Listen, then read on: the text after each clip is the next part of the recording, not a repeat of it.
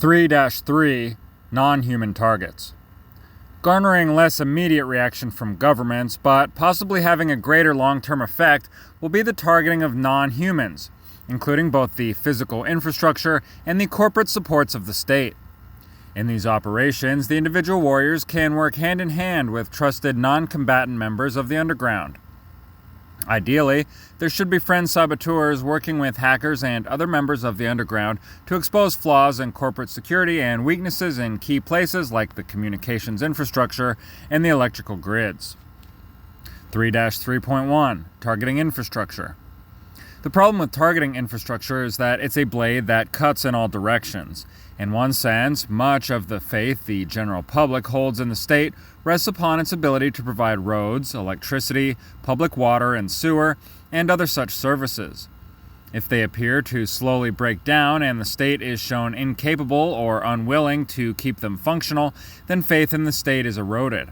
However, if terrorists can be blamed for power outages and system failures, the state can use the outages to increase tyranny and oppression. Knowing this, government agents have been documented over and over attacking their own citizenry and infrastructure for the express purpose of using these attacks as an excuse to gain more power over the people. Thus, we have the phrase false flag event to describe such actions. Yet again, that oppression gives rise to more resistance, especially when the above-ground activists focus on the rise of oppression and show that the terrorism is just an excuse of the state to produce more tyranny.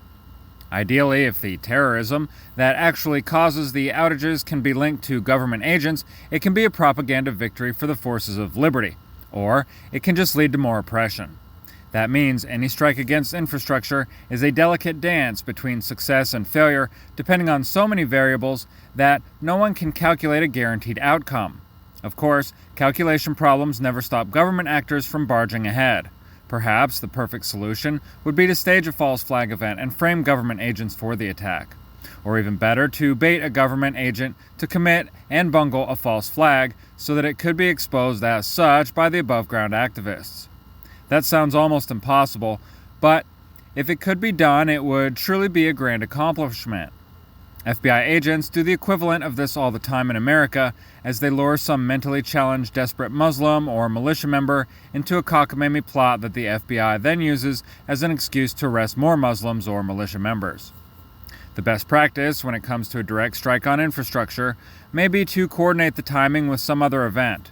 The mainstream media is not good at following more than one major developing story, so an infrastructure failure could be used to distract coverage from some other event or the other way around. 3-3.2 Targeting Crony Corporations. Many avid hunters dream of taking a safari, hunting the big game, taking down an African Cape buffalo or an Alaskan grizzly bear. Likewise, the fishermen may have dreams of bounding across Atlantic waves on a fishing boat with an 800-pound blue marlin on the hook.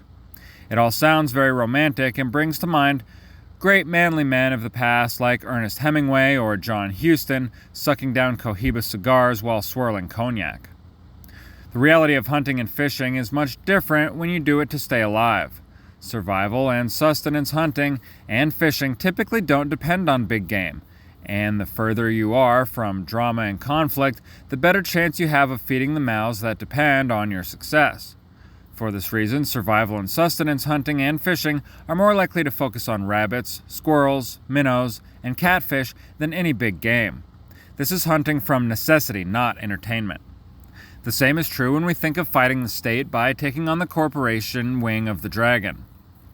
We may all dream of sinking our lands deep into the heart of the military-industrial complex or the banking cartels by striking some famous member of the Rothschild or Rockefeller families, or bagging a descendant of the House of Saxe-Coburg and Gotha. But we must live in the real world where even the mention of their wealth and power make people think you're crazy.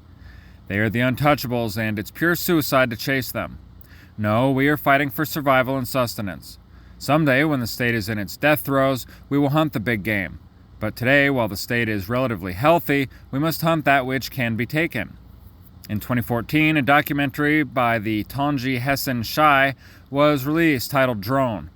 That film contains an interview with a man named Andy von Flotow, founder of the government surveillance drone supplier Institute headquartered in Bingen, Washington, USA.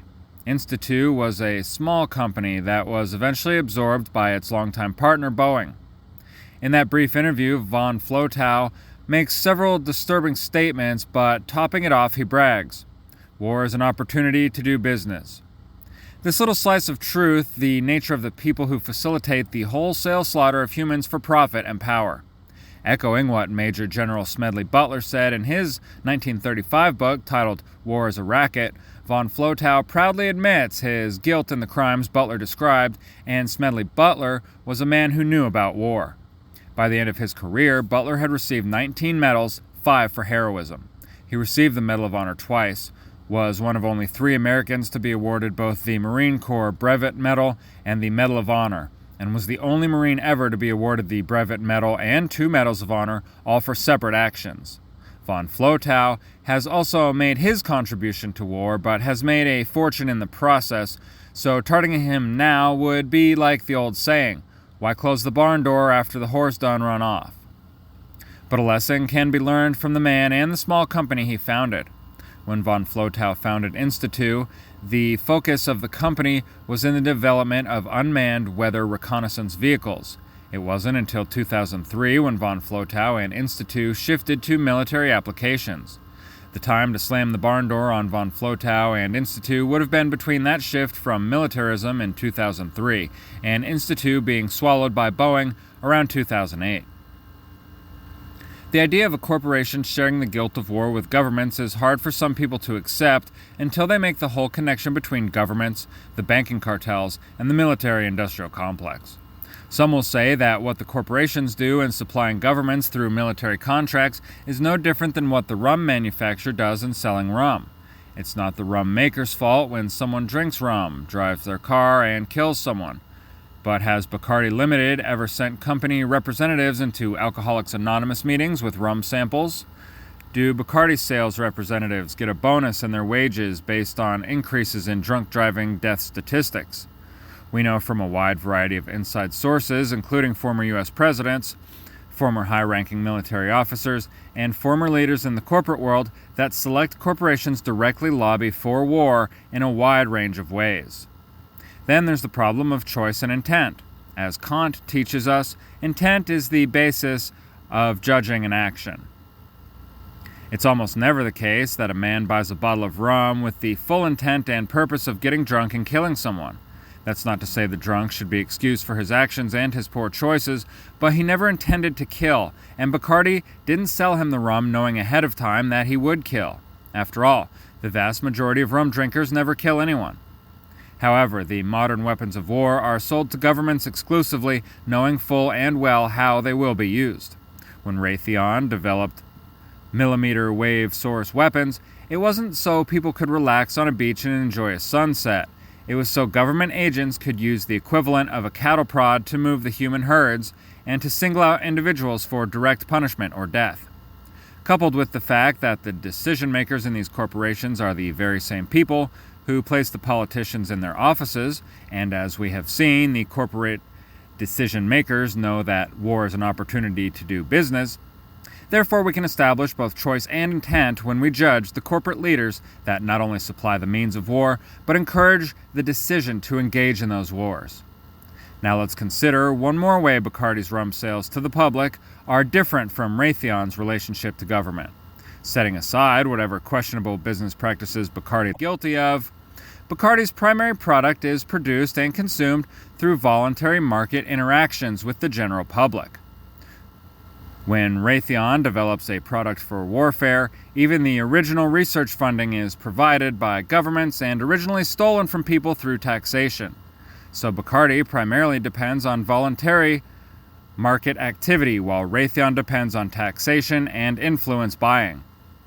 Without dedicating a whole paragraph to the international banking cartels, suffice to say, the military-industrial complex and governments who engage in war never act without the involvement of the banking elite. So those corporate and banking executives who profit from war and death by guiding governments into war for the purpose of profits are guilty of the murder that comes from their wars.